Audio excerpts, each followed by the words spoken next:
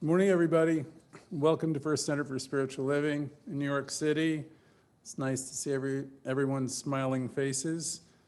For those of you who are with us, coming out in the rainy weather, and for those of you tuning in on Facebook, Instagram, YouTube, and wherever else we're broadcasting today, it's good to see everybody. I'd like to start out by saying, there's a couple more people welcoming you, that we believe in creative intelligence, one power, that's in action right now in our minds, in our hearts. Creative intelligence, it's something we use through our own free will, and we can use it constructively. As you know, people who worry are very busy people. And it's tragic because it's unnecessary to be a person that's worrying all the time. Problems arrive on the scene to be solved, not to be clutched to the bosom, not to be held, concentrated upon, worried, and often wept over. Problems arrive to be solved. I'm pretty sure my parents taught me that many, many years ago, and I know it's true. You know, everything that comes up, my father used to say, is an exciting challenge for me to resolve. So I've had lots of challenges, problems in my life, just like everybody else. But I've kept that reminder, that one clarion call in my consciousness that problems arrive to be solved. So I'm holding that out to you today, because the title of our lesson is Making Heaven Happen. Well, if you want to make heaven happen, remember that one line. Problems or challenges are here to be solved. There is creative intelligence in me, which is operating, and it will solve them if I will call upon this creative intelligence. For we're teaching always that this source, this God within, which is alive at the center of our being, it's alive and it responds to us. This intelligence has the potential of solving every single problem or challenge you have. So let us be still for a moment and take a sense of this into our subconscious mind. This creative activity, this spirit exists within. It's creative. It is the creative action of consciousness, and it is ours to use right now. It is the elimination of all negatives. It's the activation of all positives. It is the source, the God. It is life, and it's your life. It's mine. It is the spirit, and it is the truth. It's perfect. It knows what to do and how to do it, and when to do it. So now we let it happen. Within it contains, by the way, all health, all peace, all abundance, all freedom. You have this subconscious mind, and you have the ability to use this power, and so it is. So, good morning again. We stand and we declare our perfect release of all the stuff and all that negativity, so we can have our full share of health, peace, joy, contentment, prosperity. All glory and praise to the wisdom within. So you have this. All glory and praise to the wisdom within. Our visions are raised and our triumphs are about to begin. And so it is. See, this is good stuff. Reverend Ike used to say, you can't lose with this, the stuff we use. Now, today's subject is a subject that's positive, so I like it. It's called Making Heaven Happen, because it can happen. Now, two words that were used throughout just about every religion I can ever remember, the Judeo-Christian system and all the great religions before the Judeo-Christian faith, words heaven and hell. Okay, I don't believe there is such a place, either one, but the idea of them. Whenever you leave this morning, you disconnect, you turn off your phone, or for those of you who are here, you leave, you're not going to go to either place. you're going to go somewhere very much like here, where you are right now. So when we leave, we take us with us to a similar atmosphere to what we create. But let's go with these ideas. We have these two great symbols that come down through all the ages in many spiritual traditions. They've been consistent. The good will go, the spiritual rewards, those who are good in the old religions will go to heaven, and the bad will go to the other place. Again, this did not originate with Christianity or Judaism. It's been around for many, many tens of thousands of years. And these ideas have their purpose. Possibly they even help some people, you straighten themselves out. But that isn't what we teach. We don't teach fear, and we don't teach any of that. So whether they helped or not, I don't know. At any rate, what we teach here is not a future experience. We teach a present experience. What we teach is, one, we create whichever way we go. We're creating our life towards a peaceful, happy, harmonious experience, a heavenly experience, or something else. We make it happen.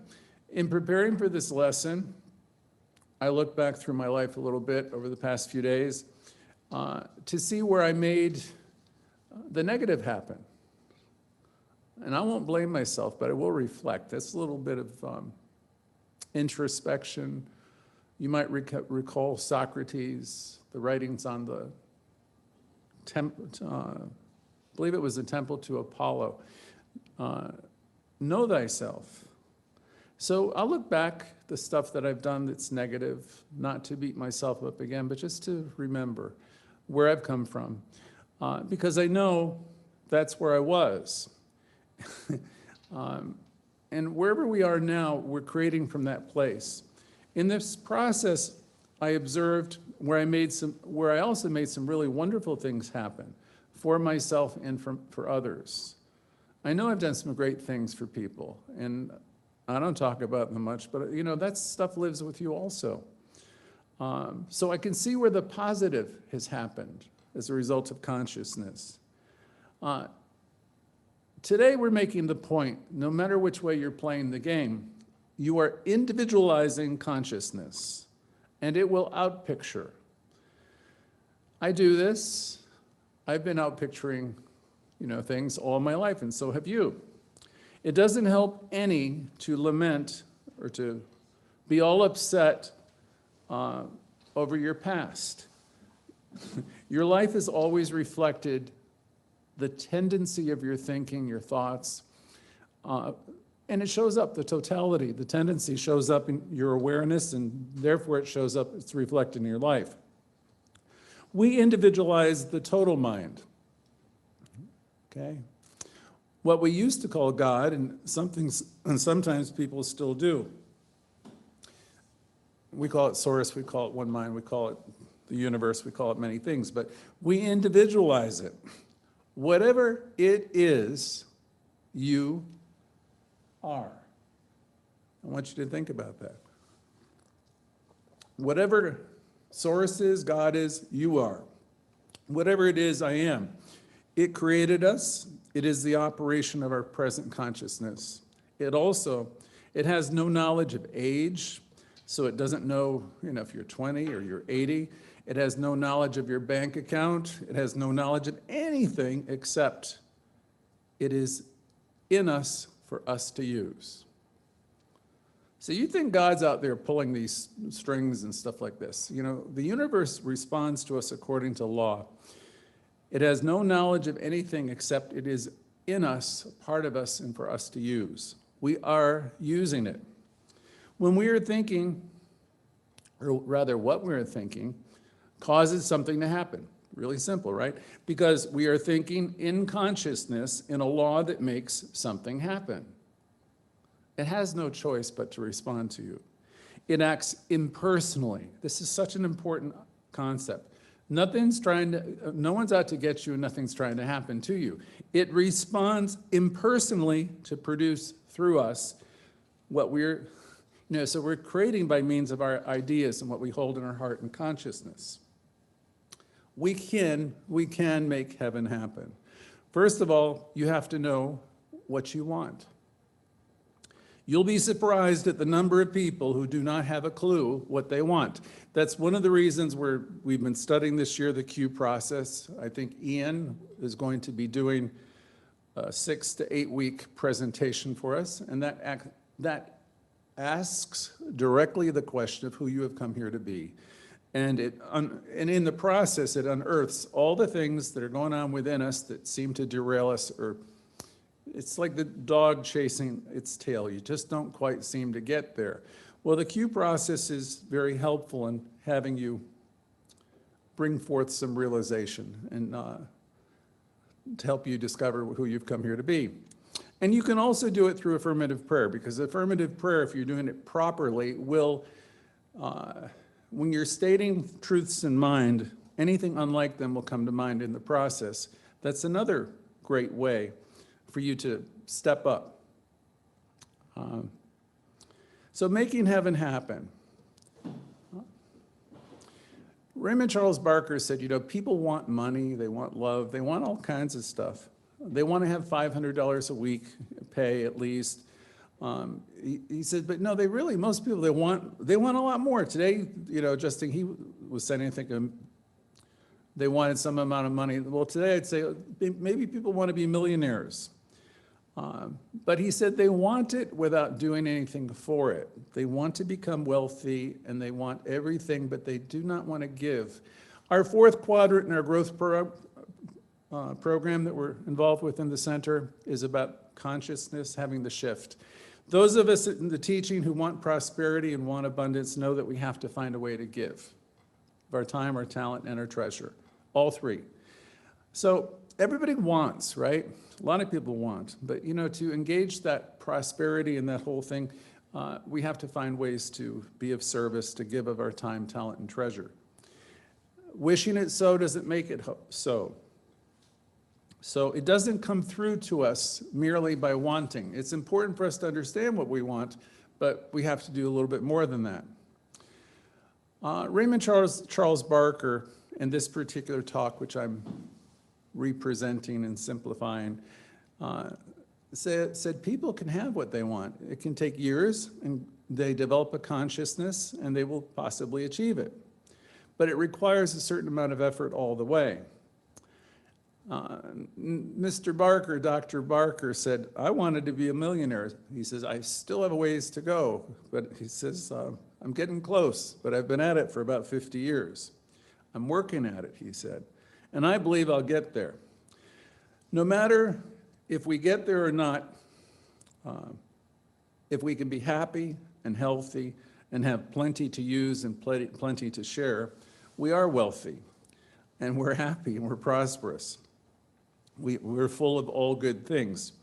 Now you have to know only what you want in the immediate present, was his point. So this would be a good time again for you to just reflect and for me to reflect on some of the things we want in the immediate present. He said, if you talk to your friends, they'll always talk about the future. I'll be happy when? I'll be happy in 2022. Or I'll be happy, after the next administration. I'll be happy when this happens and that happens. Whatever we're doing, we seem to make our happiness contingent upon something outside of us, some person, some political figure, some job, some boss. What about now? What about making yourself happy now, in this day, in the weeks to come? We still have quite a ways to go before we're going to get to 2022, 2023. So today, let's start out by conceptualizing and knowing what you want. Think what you want, and you will get what you want. So there's this law here, this is creative visualization. If you meditate upon something, if you think about it, you get clear about it. It's just like becoming clear of who you've come here to be. As you get the greater clarity, the more clarity you have, you will begin to manifest the things that you want. The teacher, the good Jewish boy Jesus, said that it is done unto you according to your belief. He said it very clearly and very definitely. And in the scriptures, what they call the good book, know what you want. Think as it being already accomplished, and you will have it. Or or you're going to be, if you want health, think about health, and you will begin to manifest greater health. It works just that way. First of all, in the activities of everyone's life, mine and yours, and we have so many negatives operating beneath the surface. I have them, I presume you have them. But what the years have done to me is to give them less and less power. As soon as something comes in like that, first of all, I try not to take anything personally, and secondly, I'll cancel it out. The negatives, they come to go. That's kind of a really great way of looking at negative things. They come into your life only to go. So just because you're thinking it doesn't mean it's real. Your job is to dismiss it, right? And replace it. They come to go. One of my old phrases, they come to be handled, though. You can't ignore them in the way, because if you don't deal with it, it will keep, their lessons showing up for you, in other words. They'll keep producing until you banish them from the kingdom, so to speak. Tell them to get out. And when I'm willing to let them go and banish them, they'll start to go away. Louise Hay would say, when I really, really love myself, everything unlike that begins to disappear. And people who are invested in pain and suffering and bringing that into your world, they will disappear also, or they will change. So anybody can do this. This teaching is not difficult, but it does involve a certain amount of effort. Most of the world, though, does it a different way. So if you're in religious science in earnest, and you're not just passing through, because a lot of people pass through. In our growth model, we know that we're going to have about 90, well, if we have 400 visitors this year, we will retain probably something less than 10. Because most people pass through. Most of the world doesn't do it this way. Most of the world does not understand that their feelings are not facts. So you catch feelings and you're all upset and you're all in some tangent of woe is me and poor me and all of that stuff. And your feelings are not facts. Often we personalize things, and that's too bad that we do that, because really what we teach you here is not to take anything personally. And we take things in such a way that we feel shamed or we'll be blaming other people. We have so many great lessons in our classes and great books. One of the 4 agreements is to take nothing personally. And that's so absolutely brilliant, but everybody seems to take everything personally. Because as soon as you start talking about what someone made you feel, you have given your power away. No one makes you feel anything. When we are in reaction and feeling anything other than good, we have forgotten the truth of who we really are. Everyone is doing the best they can. So, people are showing up however they are, with their resentments, with their hurt feelings, with their anger. And if you're really working it right personally, you can have some compassion for them, but you understand that everything's unfolding perfectly right now. You can get to a place where very little gets to you. Now, you have to know what you want to move forward. For most truth students, who are really students, they want peace, first of all. They don't want to be caught up in the drama. They don't want the nonsense. They just, I remember from the Course in Miracles, probably 30 years ago, a line, the peace of God is my one goal, my purpose, my function, and my life. So that could be a guidepost for many. Is this bringing you peace, contentment, and joy, or is it something you need to really look at with the idea of possibly releasing or changing the way you're thinking about it? So we want peace probably more than anything else, and the freedom to express, to do our art. Our art can be our life, it can be our creativity, it's the way we express ourselves and the things we do. One of my favorite books will say, again, I'm getting ahead of my own lesson, the peace of God is my one goal, my purpose, my function, and my life. That's such a beautiful idea. If you're not experiencing this kind of life, I just want you to know you could be if you want it, if you want to, right? Peace is attainable. You can develop it. By that I mean you can be a person or the person who's pretty much cool with life, however it's coming forward, and you're cool with people being however the heck they are. You have so many choices, right? Because you're caused your own experience. You have unlimited choices and ways of looking at things. You can go to places, you can go to other jobs, other relationships, other spiritual centers. You can go wherever you want to go. And I suggest, go wherever brings you happiness. Don't stay stuck in things that, just give yourself the freedom to live your life. You're only coming this way once that we're aware. So if you're really developing what we call the mystic's eye, where you're seeing the God and the good in life in all interactions, you are learning to live the affirmative life. I can promise you, as you learn to see the good, and if that's your, the way your modus operandi, if that's the way you work, you're going to have less and less bothering you. But you want that peace and happiness. You've got to want that peace and happiness more than you want all the other stuff. So let's begin to believe peace and true happiness is possible for you. And I'm going to say no matter what. And some of you say, you don't know the hell I've been through. You don't know what people have done to me. You don't know, you don't know, you don't know. And I've been listening to stuff like this for probably 40 years now. And I cannot possibly know what's happened to every single one of you. But I know enough that I've been through enough myself that I know taking it personally is not the way. And I also know that if I can get to the point where I know that they've all done the best they could with whatever they've done, so I can be free of the judgment, the anger, the resentment, I'm in a far, far better place than I would be if I were hanging on to anything. So let's begin to believe peace and true happiness is possible, and then think it and know it with an intensity of emotion. The kind of emotion and knowing that tells the subconscious law of mind that you mean business. You're not all about fluff and surface thinking. You know this at depth. It is an in-depth thinking with feeling.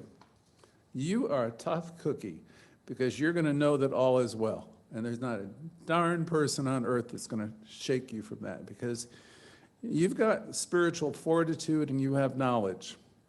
You see, when you get angry and all upset, you got intense thinking and feeling, and you tell somebody off and you feel self-justified. I don't lose my temper that often anymore. I mean, I do sometimes. I might have even last week as I think about it. So I broke my own record, but hopefully that won't happen for another 6 months or a year. But it isn't the way, right?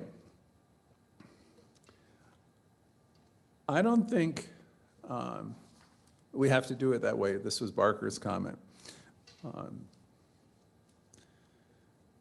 So let's come back to see if we can begin working on our resentments and angers, and see if we can do it without anger, resentment, guilt, and all the rest, right?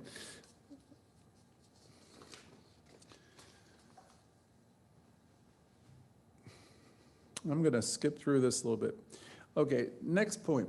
There's a science here that works for the people who are making it work.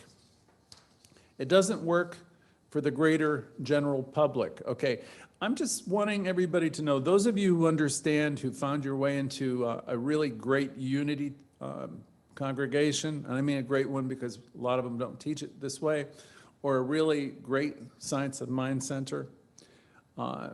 For those of you who know the gift that you have with this teaching, you'll be coming to the classes often. You'll be plugging in because you want the reminder, because you really want to step out of the states of consciousness where you keep on creating lives that are miserable and full of blame and shame. It doesn't work, Raymond Charles Barker said, for the general public because they will not invest themselves that much in stepping up their consciousness and demonstrating the kind of life that they could. And that's too bad, but that's where it is. I remember when I was 18, 19, watching Paul Egan read and talk to me about Emerson's essays. And I asked the question, what's in that book? And I was all but 18 or 19 years old. And Paul said to me, everything you're ever going to need to know about life, kid, is in that book. Well, of Emerson, they said a few from every age will discover him, and that is true of our teaching too. All kinds of people come in and be on our Zoom calls, and we really welcome them. I mean, because on some level, they're here to hear something. You know, we may be putting out a message that they may resonate to them. I may see them resurface 5 years from now, 3 years from now. That's the way it usually works. For those of you who know what we're teaching and really can appreciate how amazing it is, I invite you to just hang in, tune in as often as you can, because, you know, the places you can go, you will go if you keep on working with it. So the public reads our magazines, Ernest Holmes, Emerson, some of them might even read Troward. Many will read Louise Hay, who is perhaps the most easy to understand. We're glad that they do, excuse me. And they listen to like Louise and her lessons, or they download one of them from our website. They quite often send messages to us on Instagram, Facebook, and saying, oh, this is so good, you've really helped me so much, which is good. That's how we want to have happen. We're engaging and we're developing an audience now that's all over the country, in some cases, other continents. All these folks are making a beginning, and we're happy to lift them up. It's obvious from the many conversations that we're having that only a few of them are really getting it, though. I mean, they're feeling better, but you know, if you want to take it up a notch, then you know, you want to get more involved. But we're happy wherever you come on into the teaching on whatever level. For those few minutes, whatever message we can get out makes people feel better, and this is good. This is a beginning. For our more seasoned person, the person who's really taking this teaching to heart and is really, you know, starting to listen to some audio, watch the videos, and read some books, who's beginning to practice our teaching, we know that it's what we're going to do with our minds the rest of the day. You know, we're going to keep practicing it. It isn't just that we're getting a, you know, hit from a message. We're going to keep practicing, knowing we're supplied and supported. None of us can project tomorrow, and we're not too interested in yesterday. I am a thinker, Raymond Charles Barker said. I am a creator. I am a doer. Each of you are too. You are creators, thinkers, doers. Whatever I am that. A thinker, a creator, and a doer. And I can't say, well, from 4 to 5 this afternoon is going to be my worry time, because I won't let it be. From now until the moment I fall asleep tonight, I am a thinker, I am a creator, and I am a doer. I am an emotional individual projecting life, and each of you are as well. Emotional individuals projecting life. Now, does this mean I won't probably have some problems or challenges during the day? I'm sure I will. Hopefully minor ones, right? Because I'm practicing, knowing that there's a presence and a power within me. I'm sure, though, I will have some, and you probably will too. I will go through it. And I will do, though, whatever needs to be done to rid it from my experience. I will remember when I'm going through a challenge, what I'm saying to you right now. This is the day when I create, and I create by means of my consciousness. Even if I go home from here and I start making dinner, I do it by means of consciousness. It couldn't be done if I were asleep. So I'll go home today and I'll open the refrigerator door, take out some things and put something together and heat them, whatever. And I'll put them on a plate. My consciousness knows how to use a knife and a fork. So I get it and I'm filled. Now I'm using ingredients. And then I'll be using dishes and knives and forks, so on and so forth.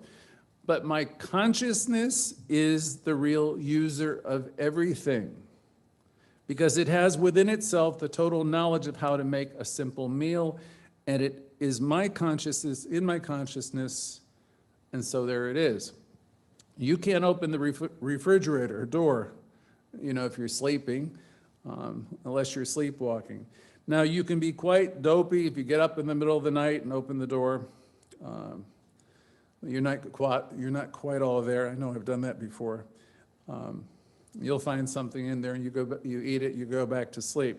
But it's still an action of your consciousness. Everything is an action of your consciousness. You act upon the food cannot act upon you. Bacon and eggs cannot get into your stomach without you putting them there, right? So now that's true of anything else in the world as well. Nothing can affect me unless I let it.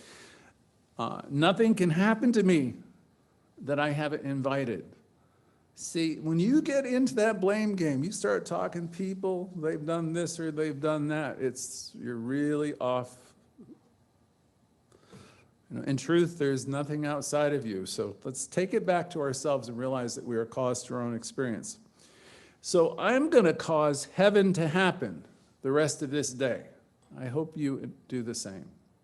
I want some joy, I want some beauty, I want some love, and I want some of every good thing.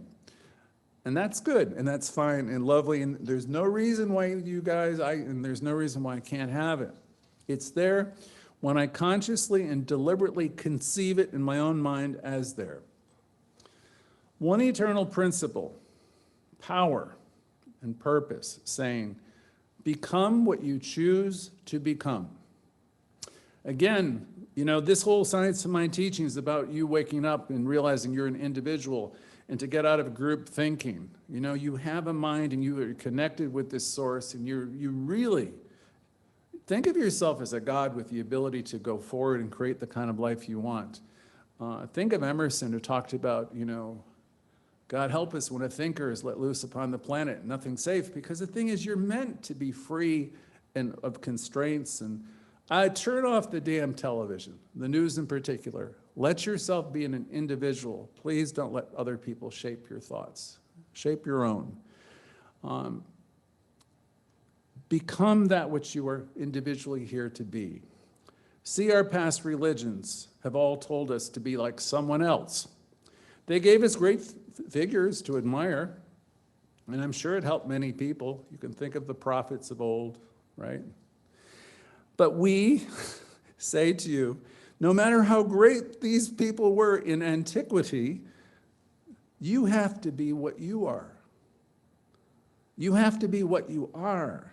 Now, you can get guidelines from some of these great teachers, right? We give you guidelines too from the scriptures. You can acquire some wisdom, but it all comes back to you. Everything comes back to you in your creations. You create people to be sons of bees. You create people to be your good friends.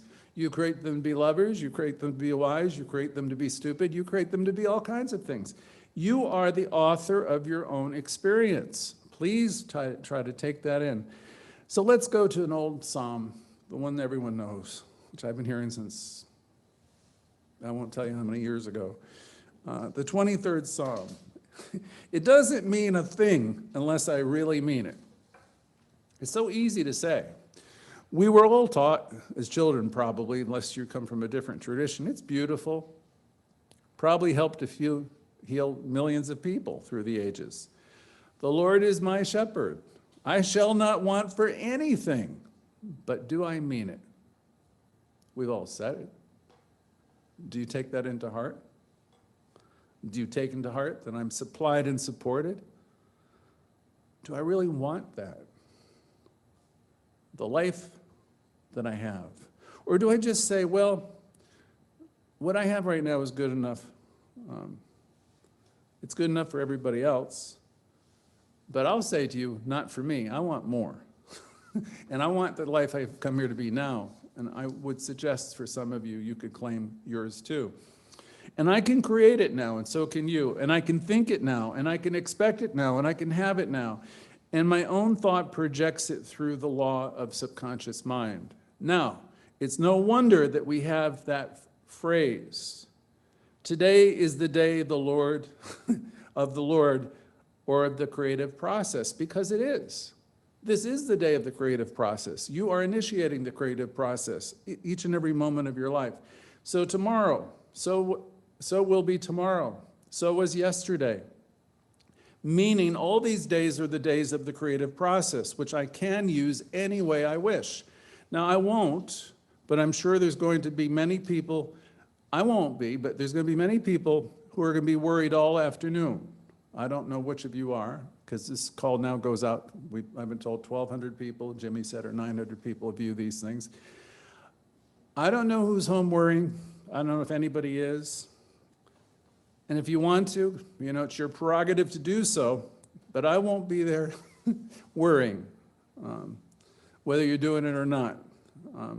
Don't come to visit me with your worries, because I'm going to redirect you to the things we're talking about today. Again, I won't know whether you're doing it or not, but I'm only going to say to you, you don't really have to. Okay, you can stop. Stop in the name of love. We have friends and neighbors who are probably doing it right now. They're not tuned into a call like this. Maybe they're tuned into one of the conversations out there that will say that they're sinners and they have to repent and they have to do something to get better. You're never going to hear us say that to you here. The people at home who they never get dressed and they never go out, and they're looking dreadful all day and they're just down on their luck. See, I learned years ago that I had to look at myself occasionally in the mirror. And we do work with this too, sometimes on Thursdays. We want to look at ourselves and we want to like what we see. Mirrors tell you a great deal about yourself. They don't lie. It reflects what you appear to be. So when you look at yourself in the mirror and you don't like what you see and you don't like the person you're becoming, change it. You have the power to change it. And it starts by thinking a new thought. It starts by cleaning the house, doing some mental housekeeping. Because here we are. There's the fact, again, to the mirror. If you look in the mirror and you train yourself, and you begin training yourself, saying to yourself, you're wonderful, I like you, I love, accept, and approve of you. Begin those kinds of conversations with the most important person in the world. And I know people could watch me doing it sometimes and think this person's nuts or insane. They can think what they want to think. If you look at Madison Avenue and you look at everybody who's trying to make, advertise you stuff, society will say, well, you're getting older, you look old, you look this, you look that. Remember when you were young and handsome, and so you walk by that mirror and tell yourself something positive. And tell yourself that you're wonderful. Thank you. Couple closing points. I can make the rest of this day heaven if I want to. And I can make the rest of this day its opposite if I keep thinking the way that most people think. Whenever you're reading in the good book, you come up against the word righteousness. Remember, all it means is right action. So it says that the Lord is righteous, meaning the creative power is right action. And you are that right action, and I am that right action when I know that I am that right action. And I think in terms of that, in its terms. Know its terms. Know that you are about right action. Feel it. Experience it yourself. Know that you are about right action, that you're one with the one. So we have many hours ahead of us in this given day, this Sunday. And we're free, even if we're living with a partner, a bunch of kids or whatever else you're living with. Nobody knows what you're thinking. You're the only person thinking in your head. And you can be free. You can change your thinking wherever you are, doing whatever you're doing. And we can always put on the facade the front, so everybody around us thinks whatever they want to think. You have the ability, you're at choice, to lift your consciousness up. Every once in a while, we have to be that which our parents or people want us to be. But we're here to really, most of the time, be authentically ourselves. I've had a lot of great teachers through my life. My parents were really, they were problematic at times, like most of our parents, but in most part, they were great. I was given a wonderful start in life, and it's, you know, then you go forward on your own and you continue to work with what was given you, and you expand and you evolve, hopefully. Hopefully you have the willingness to trade in the lesser ideas that you've been hanging on to for the greater. So I'm one with the one, and so are you. I am that which is, and I decide what this will become. Raymond Charles Barker said some 40, 50 years ago, I prefer to be on the side of greatness.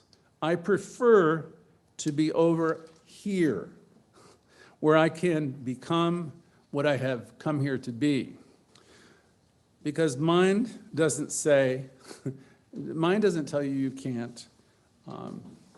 Love is not enough to do it. Raymond Charles Barker wrote a booklet, Love is Not Enough. We have so many misconceptions of love, and we have so many false judgments of love, and we've said it to a person, if we've said to people, if you love me, you will change, instead of saying, I love you enough to let you be who you are. Don't change on my account. Now, I love you anyway. I've got a lot of people in my life that I love anyway, in spite of however they show up. They're nice people, good people. Years ago, I stopped trying to change them or anyone else, really. So coming back, second closing thought. I'm going to make heaven happen, and I hope the rest of you will too. No one can do it for you. Now, some will say they can. They'll try to give you a bunch of stuff. People have thrown some fancy toys at me in my life. And, you know, that stuff makes me happy for a moment or two. But I'm fine. I didn't really need it to start with. Wasn't a projection of my consciousness. At the moment when people give you things and all that, I can remember distinctly, someone gave me a car when I was younger, and, you know, different things. And I was just like, wow, right? I like Christmas in the same way. We exchange presents, but over time, as you get a little bit older, you usually find there's more joy in the giving of the presents. All of it's wonderful. We love them because we're giving a part of ourselves away and receiving a part of other people. But everything in the end comes back to you, where you realize, I am. From the 3rd chapter of Exodus, if you want to look at it, go home. I am that which is. I think, I feel, I create, good or bad, I'm doing it perfectly. It isn't something I am because I am thinking spiritually. I am that also when I'm thinking the opposite of spiritually.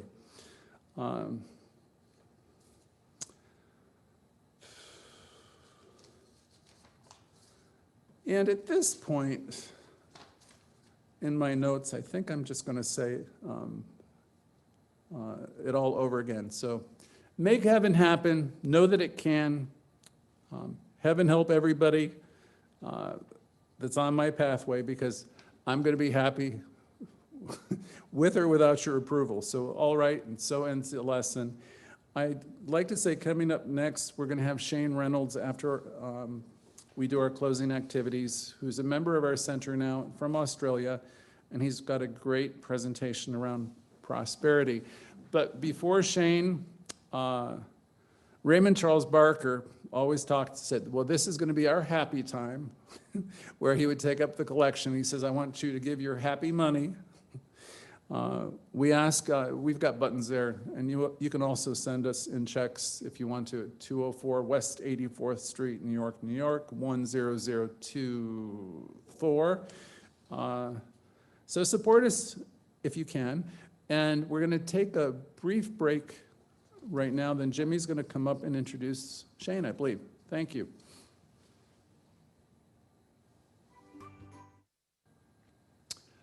Back again. I was just reminded that I did not do the good news, which is one of our most important parts of the service. So let's open up the floor. I'm going to go to Avril. I see you. I haven't seen you in a couple days. So yes, apologies for not being around. Well, that was a very good talk. Very good, as always. I have my granddaughter around, so that's nice. And I have her two sisters who are twins coming on tomorrow for a couple of days in their spring break. So I'm being kept busy by three teenagers, I guess. So it's all good. Yeah. I just hope everyone is well and feeling the spring-like weather. And just pleased to be here. Thank you. Okay, great. Nice to see you. Celia. Okay, pasa. How are you? I'm fine. Thank you for your talk.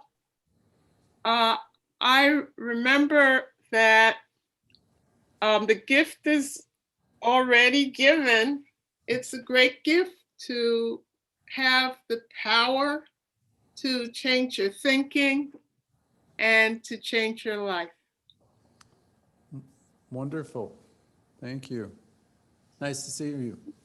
Shirley Reed, I know you're there. You're going to be pressing *6. Good afternoon, everyone. How are you? Hey, Shirley. Well, it is beautiful spring. I love this time of year, time for celebration. The tulips are coming up, the pretty colors of the flowers are blooming, and all is well. We know this. We practice it, meditating, praying, and doing the work. So thank you. Thank you, Shirley. Shirley McQueen. Shirley from Staten Island. Yes, good morning or good afternoon, everyone. Happy Sunday and Palm Sunday. I just literally got on, and you probably hear my dog Olive is barking in the background, but I just want to wish everyone well. Thank you. Thank you. Thank you. Jim? Yes, good morning. I enjoyed the opening of the, enjoyed the opening program this morning. Was that Louise Hayes' recording? Yes. It really went very well. And then you followed up with the teaching. It's good. I've been using this teaching of Ernest Holmes, religious science, for over 47 years, and all sorts of good things are forever happening. And yes, there's growing times where a little uncomfortability comes in, but spiritual mind treatment gets me through that too. Thanks for a good program. Thanks, Jim. Good to hear. Good to see you. Reverend Judith.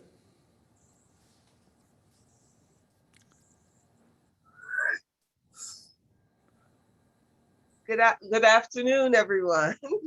Hey. Thank you again for the lesson today.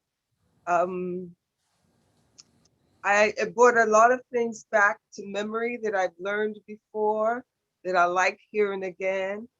Heaven and hell. There's no heaven and there's no hell. It's all consciousness. Everything is consciousness. And I remembered what Emma said in her self-treatments. I decree it and it appears. I speak my word, and within the creative law, we don't really create, we co-create within the law. And that's what you're reminding us of every week. So thank you for that. You're very welcome. Thank you. Yes. I believe we have Reverend, our practitioner, Agatha, with us. Agatha, you need to press *6 if you're there.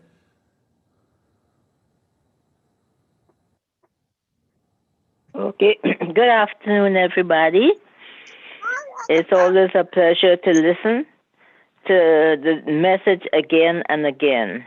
And I thank God and I thank God for the understanding of this teaching that I am that I am. And I'm using it every day to make myself a better person than I was yesterday.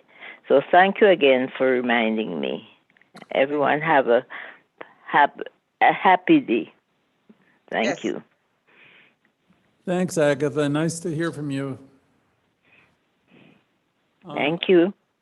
Okay, I believe we have Seth with us. Hey, Seth. Hey, Greg. How are you today? Very nice talk. I really appreciate it, as always. It's just a nice thing to join you on Sunday mornings with the group and hear your message. It's great. Rainy day today, but yesterday was just exquisite in Central Park. Flowers and music and people. It was just like a pre-pandemic spring Saturday afternoon. It was just fabulous. Today's rainy, but then we'll have our flowers and trees opening up, so it's a great day. Had a pretty good week, actually, and I really enjoyed it. So thanks again for the talk and everything you do. Really greatly appreciate it. God bless everyone on the call, and have a wonderful, wonderful Sunday. Thanks, Seth. Are you with Kat or are you by yourself? Greg, can you hear me? Yes. Is Kat with you today? Yeah. Okay. Let's move to Evelyn. Hi, Evelyn. Hello. Oh, Kat, you there? Yes, I'm here. What's- Yeah, when people communicate here, even though we're not joined together, I can see them and I can feel their energy, and I'm so happy to be joined together through these Zoom meetings. And I just love you all, and thank you for the lesson. Very welcome. I want to invite everybody back to the building now, too. It's, you can come in. We're authorized to have people, so just know that. Okay, thanks, Kat. We're going to go to Evelyn now. Hi, Evelyn. Hello, good afternoon, everyone. It's really good to be here today. I missed a couple of weeks. I've been away and a little busy, back and forth taking care of my mom, which is awesome. You know, I can be there for her today where I couldn't before, which is awesome. Actually focusing on someone else's wellness, right? That's a good thing. You know, I love this talk about practice, daily practice of awareness of our thoughts. I can't wait to hear Shane about prosperity. I'm like on it for it, you know, I'm ready for that. Everyone have a great day. Thank you. Thanks, Evelyn. Even if you and I decided we both tried to play God and we both learned it's a terrible price to pay. I'm playing God. Watch it on Facebook, on our Facebook page. They're all there to review. And oftentimes you'll get more the second time around for some reason too. Okay, we're gonna have Shane share his good news for a moment, and then we'll have Reverend Judith do a closing, and then a 3-minute break, and then Reverend Shane is going to talk about money matters. Okay, so